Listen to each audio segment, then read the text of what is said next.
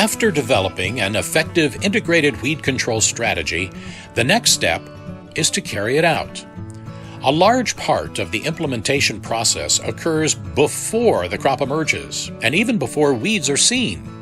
An effective pre-plant tillage and pre-emergence herbicide program can lay the groundwork for a very successful growing season. Remember, start clean, stay clean. Research studies have shown that two-pass herbicide programs are very important for season-long weed management. The key is to start with a good foundation for your major weeds by planning and implementing a comprehensive pre-emergence herbicide program. A pre-emergence herbicide can be useful for both conventional and herbicide-tolerant soybeans. Pre-emergence herbicides reduce the competition from weeds early in the season, which is also a critical period for soybean yield determination. Effective pre-emergence herbicides can provide a few weeks of a nearly weed-free environment for soybeans, which ensures better yields.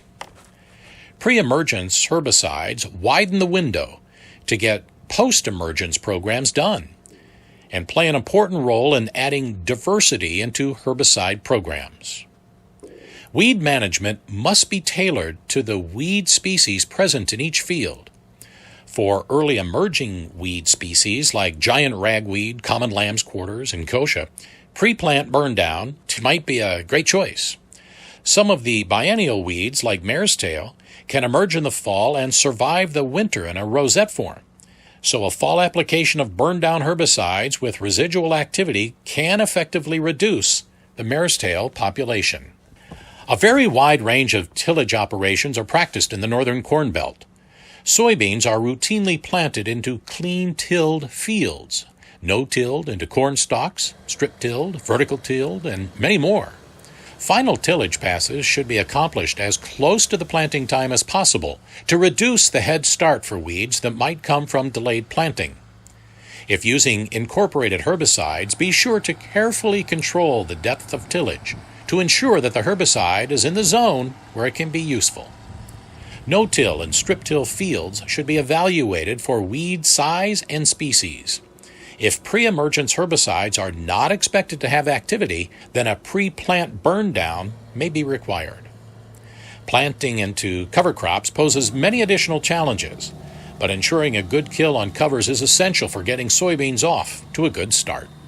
Well, in this particular field, we have an example of what we call really timely weed control. We had a pre-emergence application, timely rains in the spring of 2020, which allowed us to really get some good soybean growth and uninhibited by competition from weed growth. And the important thing with a timely pre-emergence weed control operation that we did this year was the fact that the rains and so forth had us in a situation where we had extended weed control well into the summer season. So it's important for farmers to remember that depending upon their weed spectrum, one timely pre-emergence weed application may be sufficient. However, there are situations involving water hemp and other weeds such as that where perhaps we might do a layered operation with making two pre-emergence applications in a growing season and possibly a post-emergence. So again, it's best to assume that every field is going to be different.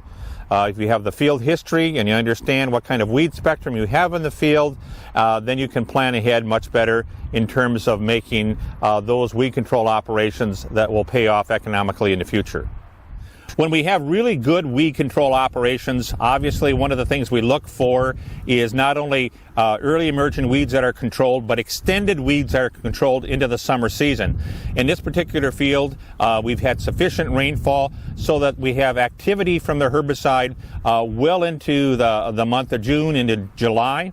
And there is a critical period here in terms of soybean development where we really are after and looking for that extended weed control up through past the 1st of July, all the way into the middle of July. We'll get competition from the soybean rows as they close over here very quickly, and so we've got a very good start. And it's one of the goals that we have in terms of forage material is keeping these weeds from appearing, and obviously keeping them from appearing, growing up, and then developing seed that's going to lead to problems in the weed seed bank in the future.